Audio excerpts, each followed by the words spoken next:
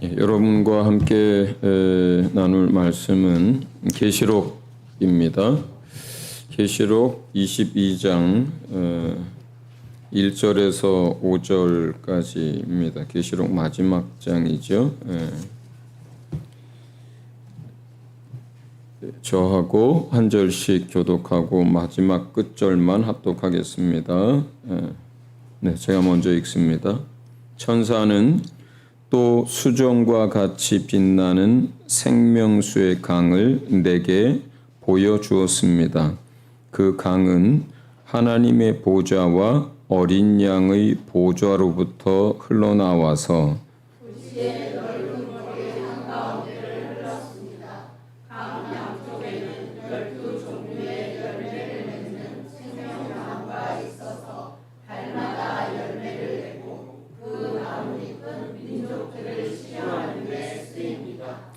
다시 저주를 받을 일이라고는 아무것도 그 도성에는 없을 것입니다. 하나님과 어린 양의 보좌가 도성 안에 있고 그의 종들이 그를 예배하며 하나님의 얼굴을 뵐 것입니다. 그들의 이마에는 그의 이름이 적혀 있고 다시는 밤이 없고 등불이나 햇빛이 필요 없습니다. 그것은 주 하나님께서 그들을 비추시기 때문입니다. 그들은 영원 무궁하도록 다스릴 것입니다. 아멘.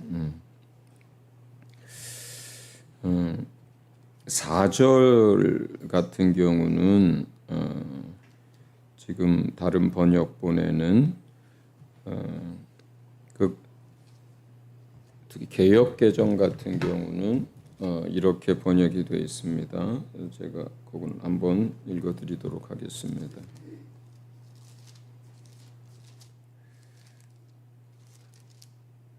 4절이 아니라 5절이 하나가 더 추가되어 있네요. 5절에 보면 다시 밤이 없겠고 등불과 햇빛이 쓸데없으니 이는 주 하나님이 그들에게 빛이심이라 그들이 세세토록 왕 노릇하리로다. 아멘. 네, 이렇게 되어 있습니다.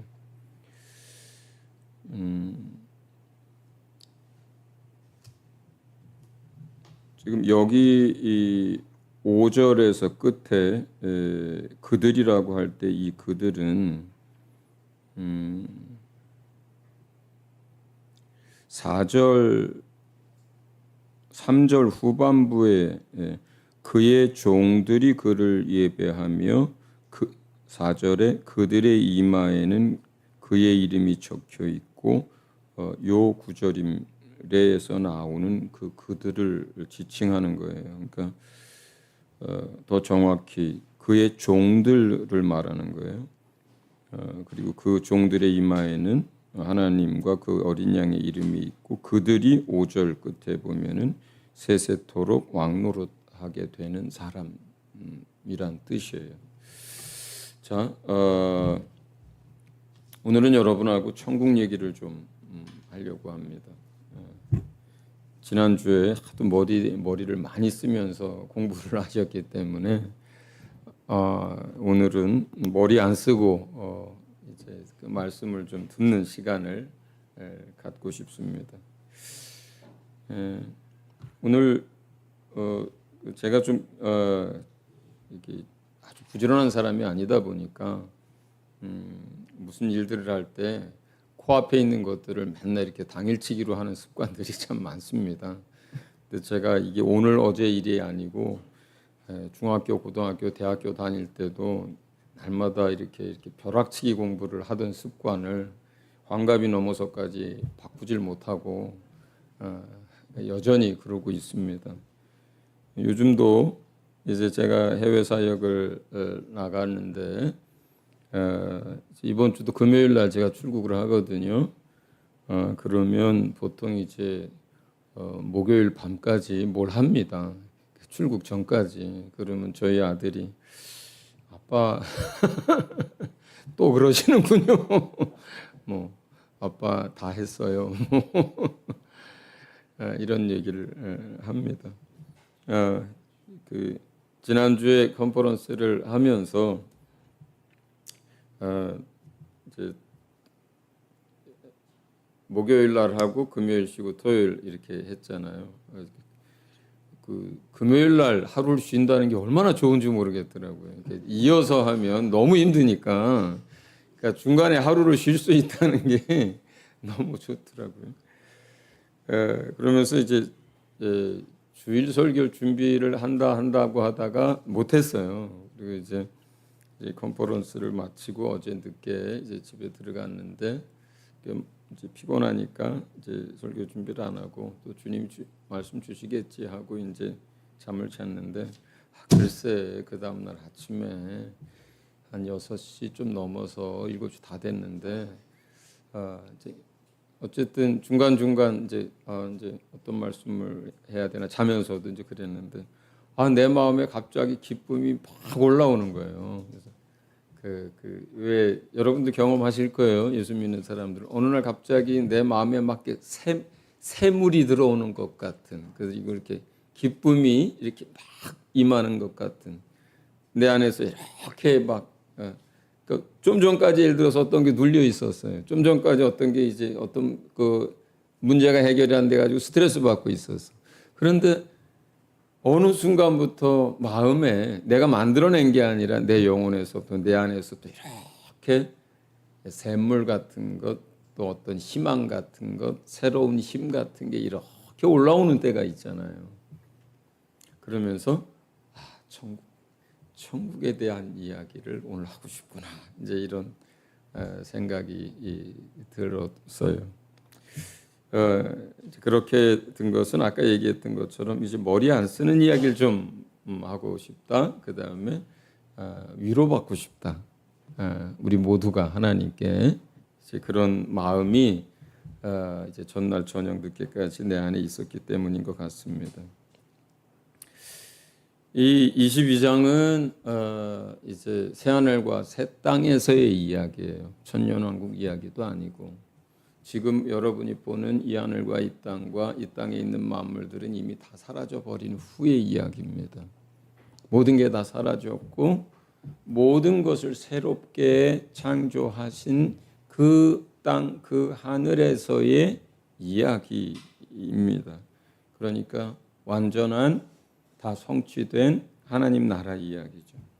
그 하나님 나라 이야기를 하면서 그 나라, 그 길, 그 도성 가운데로 흐르는 생명의 강에 대해서, 생명수의 강에 대해서 첫 번째 이야기를 합니다. 그 강은 하나님과 어린 양의 보좌로부터 그 생명수가 흘러나오는데 그것이 흐르고 흘러서 강처럼 흘러요.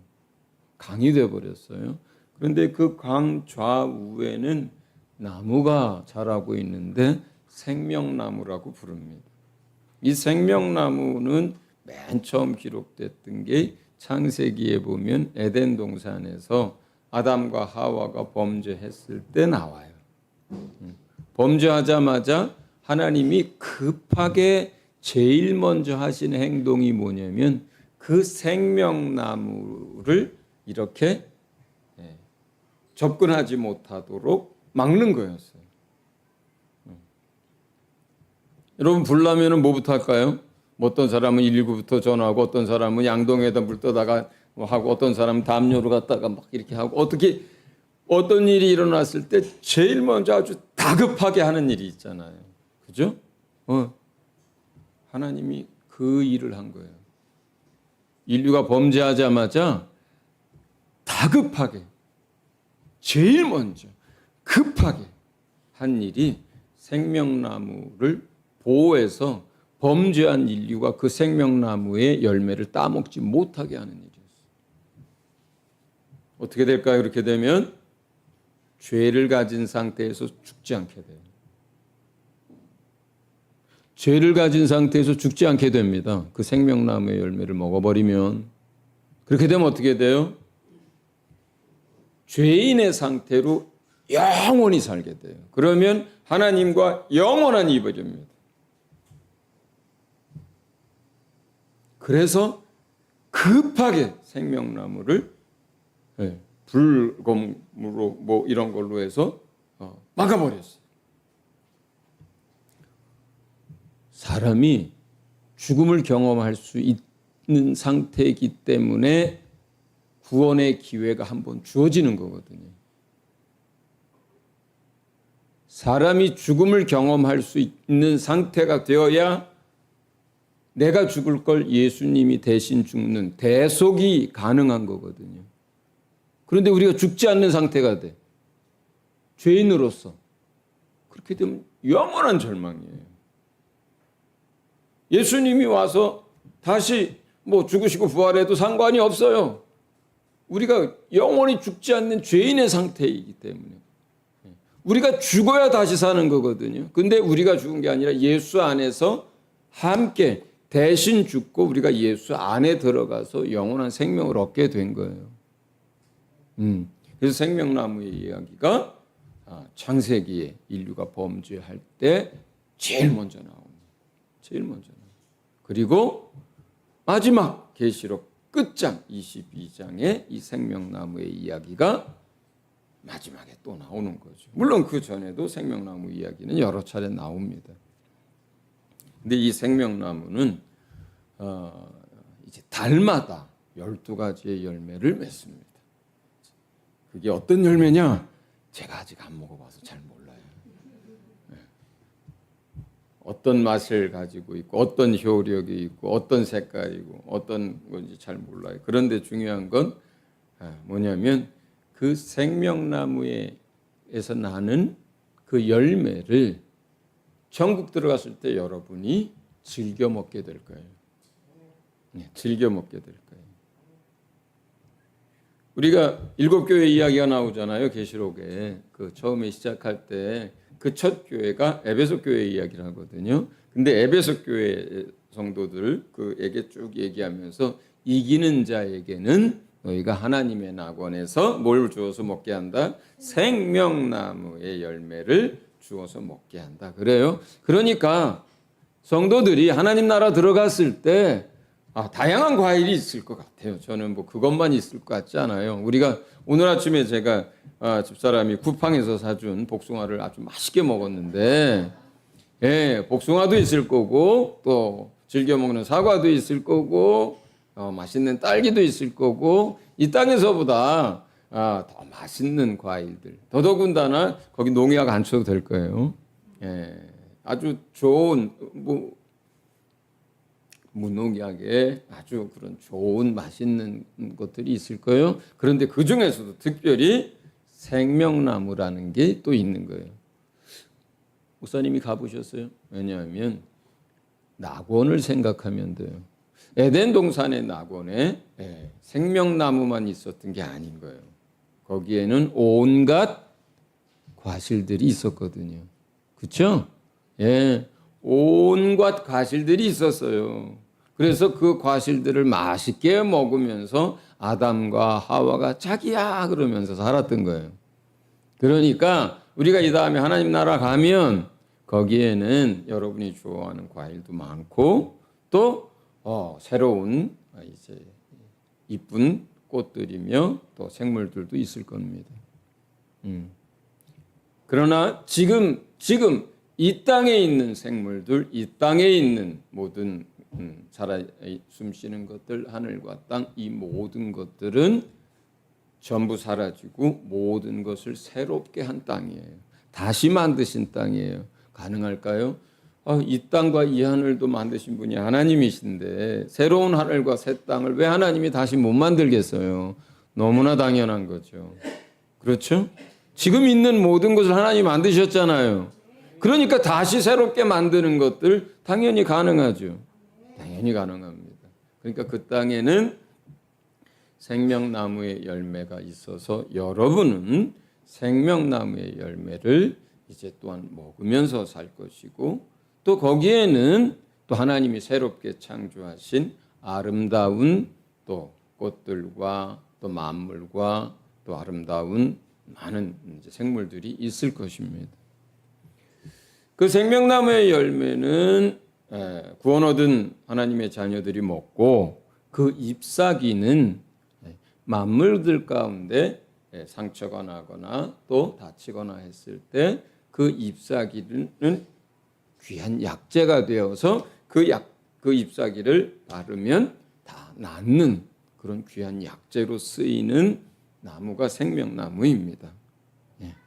생명이 흐르는 강가에 생명수가 흐르는 강가에 옆에 생명나무가 있는 그 이야기를 이제 하고 계신 거예요. 그러니까 그 땅에는 사람뿐만 아니라 생물들도 썩거나 죽거나 상처가 나서 골마 터져서 고통당하지 않습니다. 사람뿐만 아니라 그 새하늘과 새 땅에 있는 모든 생물들이 그렇습니다. 생명수를 먹고 자란 생명나무가 있고 그 생명나무에 열린 약재로 쓰이는 그 잎사귀가 그 천국 어디에나 흐르고 있기 때문에 그것을 따서 이제 치료하기 때문에 그렇습니다. 병원 가면 사람 참 많습니다. 그리고 약국 가면 참 많습니다. 그리고 연세 드신 분들, 건강하신 분들 빼고 대부분의 사람들은 밥 반 공기 먹고 약도 한 주먹 먹고 참 괴로워요. 세상을 산다는 게. 그리고 우리 이길순 집사님 보면 제가 늘 측은하고 안타까운 게 그 몸이 이제 이게 여기저기가 이게 말을 안 들으니까 힘들어하고 또 어떤 활동도 잘 못하시는데 그 나라에는 이제 그런 일이 없을 거예요. 그런 일이 없을 거예요. 할렐루야. 그 다음에 본문에는 이제 저주가 없는 곳이라고 하는데 그 앞에 부사 하나가 이제 있습니다. 다시라고 하는 단어가 하나 거기에 있어요. 다시 저주가 없겠고. 제가 거기다 한 글자를 더 붙인다면 다시는 저주가 없겠고. 자, 이 말의 전제는 뭐예요? 이 땅에서 우리가 저주 가운데 있다는 것을 내포하고 있는 단어죠. 우리가 이 땅에서 살 때는 저주 가운데서 살고 있었는데 우리가 그 하나님 나라에 갔을 때는 그런 저주가 다시는 없다는 뜻이란 말이에요. 이게 이 땅에서 우리가 겪는 저주가 뭐예요? 죄의 싹수로 인한 저주들입니다. 죄 때문에 갚아야 하는 여러 가지 저주들이에요. 죄 때문에 당하는 저주들이 참 많습니다. 우리 육체 죽음뿐만 아니라 질병들, 이 모든 것들이 그래요. 그리고 온갖 슬픔과 상처들이 있습니다. 요즘 젊은 사람들 참 안타까운 일들이 많아요. 나이 먹어서 죽는 사람들도 많지만 대한민국은 전 세계 자살률 1위잖아요. 그리고 요즘요 우울증이나 이 정신질환으로 인해서 정상적인 생활을 못하는 사람들이 너무너무나 많습니다. 그리고 아주 많은 경우에는 가정의 문제들이 심각해서 그렇게 된 경우가 굉장히 많습니다. 깨어진 가정이 너무나 많습니다. 마땅히 자녀들은 부모의 사랑을 먹고 자라야 하는데 그렇지 못하고 오히려 더 많은 아픔과 상처를 받는 가정들이 너무나 많습니다. 내 살 중에 살이요 뼈 중에 뼈라고 하고 정말 그렇게 사랑하고 또 행복한 것들을 누려야 하는 아내와 남편 사이도 원수보다 못한 그런 집들도 너무나 많습니다. 그리고 배신당하고 배반하는 일들도 너무나 많고 그렇죠? 이 모든 게 뭡니까? 우리 사람들이 가지고 있는 죄성 때문에 이렇게 많은 아픔과 고통들을 당하고 사는 거잖아요. 그리고 요즘 세상은 정말 뭐가 뭔지 모르는 세상이 돼버렸어요. 예. 거짓말을 하고도요. 사람을 그냥 멀쩡한 사람을 모르는 사람은 그냥 흉기 휘둘러서 죽이게 하고도요. 아무 감정이 없어요. 부끄러워하지도 않습니다. 미안해하지도 않습니다. 더더군다나 지도자는 마땅히 존경을 받아야 그 지도력에 권위가 있고 지도력이 힘을 내잖아요. 그런데 한국만 그런 게 아니라 전 세계 지도자들이 대부분이 그렇습니다.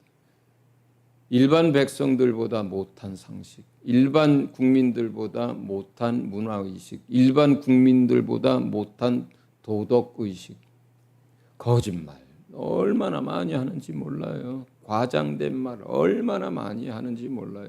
정치적인 용어들로 그냥 막말들을 얼마나 쏟아내는지 몰라요.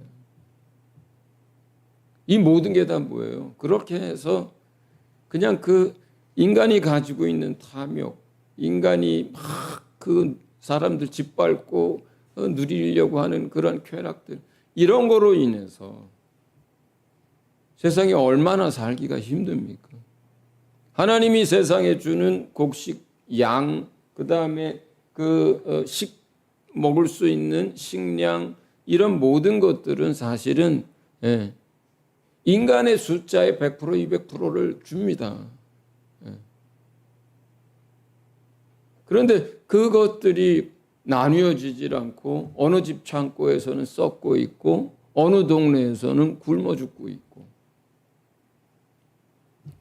이런 모든 게 뭐예요? 인간이 죄를 갖고 죄성을 가지고 태어나면서 살고 있는 이 세상의 저주가 그거예요. 그런 거예요. 그런데 그 나라에는 뭐가 없다는 거예요? 이러한 저주가 없다는 거예요. 이러한 저주를 다시는 겪지 않을 거라는 거예요. 그래서 여기저기 천국 얘기할 때 다시 눈물이 없겠고, 다시 아픔이 없겠고, 죽음이 없겠고, 고통이 없겠고, 이런 이야기를 하는 거예요. 왜요? 우리가 이 세상에서 겪고 있는 이 모든 아픔과 고통들이 전부 인간이 태어나면서 갖고 있는 이 죄성의 문제로 인해서 겪는 삭시거든요. 그 나라에는 이 죄의 문제가 없기 때문에 그 죄로 인한 저주가 없는 땅이라고 합니다. 세 번째는 다시 밤이 없겠고, 이렇게 얘기합니다. 다시 밤이 없겠고. 여기서도 똑같이 다시예요. 다시. 그러니까 지금 왜요? 지금 세상은 영적인 시각에서 보면 밤이거든요. 밤. 어두워요. 빛이 없기 때문에 밤인 거거든요. 밤이어서 분간이 안 되는 거예요. 길도 분간이 안 되고, 다른 사람이 뭘 입었는지도 분간이 안 되고, 밤이니까 빛이 없으니까 안 보이는 거잖아요. 지금 자식이 자살하기 직전까지 골마 터져 있고 그 내면의 슬픔과 고통과 그 왜곡으로 인해 골마 터져 있는데, 자기가 낳은 자식인데도 불구하고 아버지 눈에, 엄마 눈에 그게 안 보이는 거예요. 남편과 아내의 얼굴은 보이는데요, 그 마음의 아픔과 여러 가지 생각들이 안 보이는 거예요. 다른 사람의 죄와 허물들은 요만한 것도 이렇게 크게 보이는데 자기는 이렇게 큰 것도 안 보이는 거예요. 왜 그래요? 영적 어둠 가운데 있기 때문이에요. 더더군다나 요즘 온라인 세상에서는 도대체 뭐가 진실인지, 팩트가 뭔지 이제는 다 가려져 버렸어요. 전부 과장하고 거짓말하고 왜곡하는 게 아주 투성이에요. 그래서 뭐가 뭔지 모르는 세상 속에 살고 있습니다. 세상 사람들은요, 어디서 와서 어디로 가는지도 모르고 삽니다. 내일 일이 어떻게 될지도 모르고 삽니다. 옛날에 누가 그렇게 얘기하더라고요. 선진국과 후진국의 가장 큰 차이가 뭐냐? 그러니까 여러 차이가 있는데 그런 차이 중에 하나를 뭐라고 얘기하냐면 선진국은 내일과 내년과 아니면 내가 이런 어떤 일을 했을 때 그 다음에 어떤 일들이 이루어질 거라고 하는 예측이 가능하답니다. 그런데 후진국일수록 예측이 안 된대요. 예측이 안 된다. 미얀마에 얼마 전에 갔다 왔잖아요. 차를 타고 이렇게 쭉 가요. 4차선 도로를. 그런데 이중현 선교사가 얘기합니다. 목사님, 저 옆에 있던 이쪽 건물들이요. 얼마 전까지 다 개인 소유였거든요. 근데 어느 날 갑자기 그 이제 쿠데타 일으킨 그 사람의 딸이 아버지하고 차를 타고 지나다가 저거 갖고 싶어 그랬더니 그 다음 날 그게 그 여자 땅이 돼버렸대요. 건물이. 에?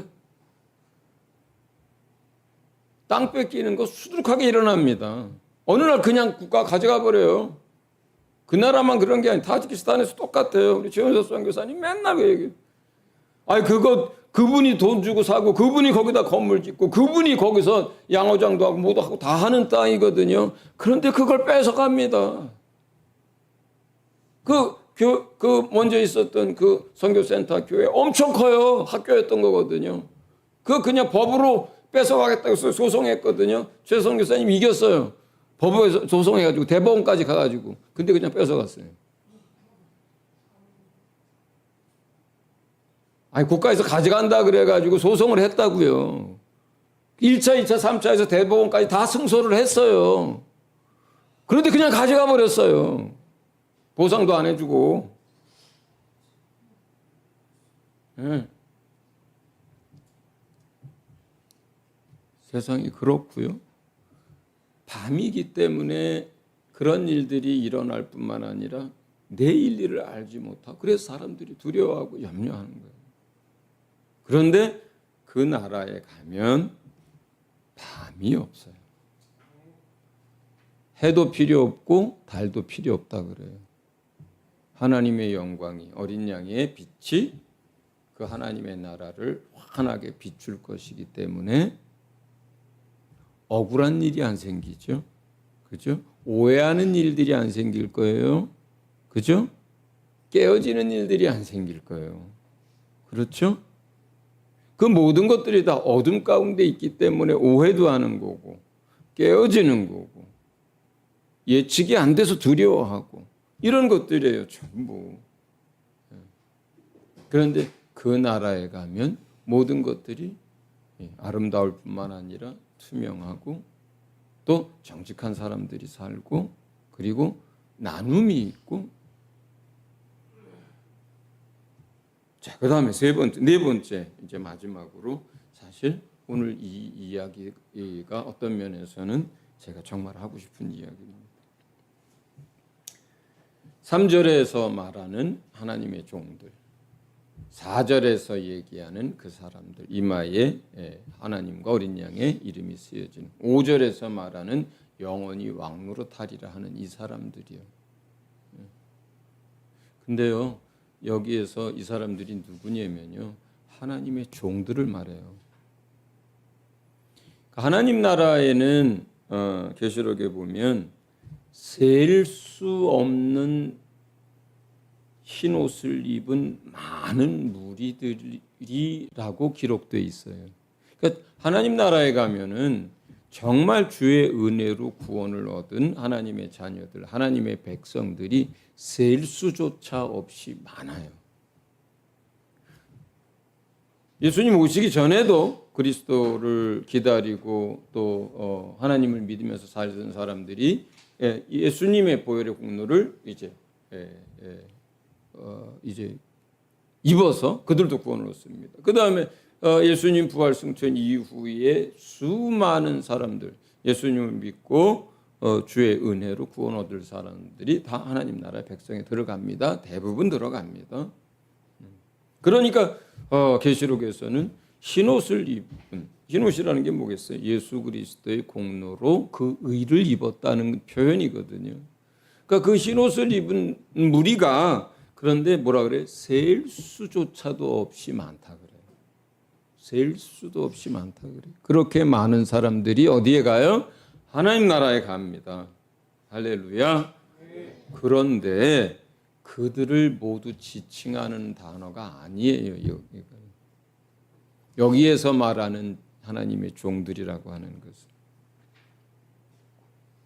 성경에는 주님이 이제 이야기하면서 너희가 내 상에 함께 앉아서 더불어 먹고 마실 거다라고 하는 사람들, 너희가 나의 보좌에 함께 앉아서 다스리게 될 거다라고 하는 사람들, 그리고 천년왕국 때에 예수 그리스도와 함께 1000년 동안 그리스도와 함께 다스리게 될 첫째 부활에 참여했다라고 하는 사람들, 그러니까 이 사람들은 셀 수도 없는 그 많은 무리의 사람 가운데 또 다른 소수의 사람들이에요. 사실은 하나님의 나라에 관한 또 여기에 표현해 보면은 하나님의 나라가 있어요. 큰 나라가 있고 그 안에 성이 있어요. 이제 새 예루살렘 성이 있어요. 물론 성도들인데 그 도성이 있어요. 또 사람뿐만 아니라 도성이 있는데 그 문이 있고요. 그래서 그 도성 안에서 사는 사람들이 있고요. 그 다음에 성 밖에 쫓겨난 사람 말고 그 사람들 얘기하는 게 아니라 이제 그 도성, 하나님과 어린 양이 계신 그 도성이 있고 그 도성 안에 사람들이 있어요. 그런데 이제 그 문이 있잖아요. 성에 문이 있는데 그 문을 들락날락하고 하는 많은 백성들이 있어요. 수많은, 그러니까 그 도성이 있고 도성 밖에 전체 하나님의 나라 가운데 도성 밖에 그 하나님의 나라에 사는 하나님의 백성들이 구원 얻은 사람들이 무지하게 많은데 그 셀 수도 없는 사람들이 다 인구 밀도가 빡빡한 그 도성 안에서 다 이렇게 사는 게 아니고 도성 안에 사는 사람들이 있고 그 도성 밖에 하나님의 나라에서 사는 하나님의 백성들이 굉장히 또 많은 거예요. 그 사람들이 그 도성문을 통해서 들어왔다 나갔다 이렇게 한다 이 말입니다. 그런데 여기서 말하는 하나님의 종들은 그 도성 안에서 날마다 하나님의 얼굴, 그 어린 양의 얼굴을 보고 사는 사람들이고 또 그 사람들은 예수 그리스도와 함께 더불어 보좌에 앉아 있는 사람들이고 그 사람들은 또 그 예수 그리스도와 함께 같은 상에 둘러 앉아서 먹고 마시는 사람들이란 뜻이에요. 여기에서 이 종들은 생각해 보세요. 셀 수도 없는 많은 무리가 전부 다 같이 예수님 앞에서 한 상에 먹고 마실 수가 있겠어요? 상이 얼마나 크길래. 자, 그러면 주님이 죽으시기 얼마 전에 제자들을 불러놓고 이런 얘기를 하셨어요. 누가복음 22장 28절에서 30절 같이 한번 읽어봅니다. 시작. 너희는 내가 시련을 겪는 동안에 나와 함께한 사람들이다. 내 아버지께서 내게 왕권을 주신 것과 같이 나도 너희에게 왕권을 준다. 그리하여 너희가 내 나라에 들어와 내 밥상에서 먹고 마시게 하고 옥좌에 앉아서 이스라엘 12지파를 심판하게 하겠다. 왕권을 가졌고 심판권을 가져요. 그러면 여기서 왕권을 가진 사람들과 심판하는 권세를 가진 사람들과 그 밥상에서 먹고 마시는 사람들이 있는가 하면 거기에 앉아서 심판을 받거나 다스림을 받는 영적 이스라엘 12지파의 사람들이 따로 있는 거죠. 그렇잖아요. 다른 거예요. 그런데 여기서 물론 이 본문에서의 대상은 제자들이에요. 사도들이에요. 그 사도들이 왕권을 갖게 됩니다. 그리고 12지파를 다스리는 사람들이 됩니다. 그 사도들이. 그런데 사도들 국한되어 있는 게 아니에요. 그 이후에도 그 사도들로 인해서 복음을 들은 수많은 사람들 가운데 이러한 자격을 갖게 되는 사람들이 있어요. 그 자격을 누가 갖게 되느냐? 이 본문에서 28절의 단서가 있어요. 내가 시련을 겪는 동안 나와 함께한 사람들. 깨어서요. 그리스도와 함께 이 땅에서 동행하면서 그리스도로 인하여 핍박을 받고 그리스도로 인하여 눈물을 흘리고 주의 일을 함으로 수고하고 그리고 주님을 섬기기 위해서 자신의 삶을 드린 사람들 그리고 목숨 내놓고 복음을 전하고 또 정말로 그 삶을 주님과 함께 한 사람들. 그러니까 주님은 지금 부활하셔서 하늘 보좌에 계시지만 또 우리와도 함께 하시죠. 주님이 가신 길을 가는 사람들, 주님이 가신 길을 가는데 어떻게 어려움이 없겠고 어떻게 희생이 없겠고 어떻게 힘들지 않겠어요. 그죠? 주님과 동행한다는 건 그런 거잖아요. 그죠? 주님은 고생하셨고 고난당하셨는데 너희는 고생 끝. 이런 뜻이 아니에요. 우리가 예수님을 잘 믿으면 많은 복을 받습니다. 그러나 이 땅에서 고난도 함께 받습니다. 예수 제대로 믿으면 정말 영광도 얻고 능력도 행하고 그리고 정말 행복하고 많은 복도 누리지만 동시에 박해도 받고 고난도 당하고 모함도 당하고 심지어 죽임도 당합니다. 그 정말로 주님과 동행하는 삶을 산다는 것은 행복뿐만 아니라 어려움도 겪는 거거든요. 근데 그 겪는 행복이 너무 커서 그 어려움이 잊혀지는 거예요. 잊혀지는 거예요. 그러니까 자 지금 여기에서 22장 오늘 본문에서 정확하게 지칭합니다. 누구라고 지칭하느냐? 하나님의 종들이라고 지칭해요. 그들이 영원히 왕권을 가지고 그 도성에 함께 살면서 날마다 아버지 하나님과 예수 그리스도의 얼굴을 보고 그 상에 둘러앉아 더불어 먹고 마실 뿐만 아니라 그들이 왕과 같은 제사장이라고 베드로가 표현한 것이고 그리고 그들이 예수님이 지금 뭐라 그러는 거예요? 내가 하나님이 나에게 왕권을 주셨고 그리고 나의 모든 시련을 함께한 너희에게 다시 내가 아버지 하나님이 내게 그 왕권을 주신 것처럼 다스리는 권세를 주신 것처럼 내가 이제 너희에게 다스리는 권세를 준다. 이렇게 된 거거든요. 그러니까 그 셀 수도 없는 많은 구원 얻은 자들 가운데 또 어떤 사람들은 이런 사람들이 되는 거예요. 이런 사람들이 되는 거예요. 그리고 그 사람들이 또 다른 표현은 그리스도의 신부라는 표현도 하고 그 사람들이 새 예루살렘 성이라는 표현도 하고 그 사람들이 첫째 부활에 참여한 사람들이라고도 하고 그 사람들을 왕과 같은 제사장이라고도 부르는 거고 그 사람들을 지금 여기서는 하나님의 종들이라고 부르는 거예요. 여러분 저희 교회가 많이 커졌으면 좋겠어요.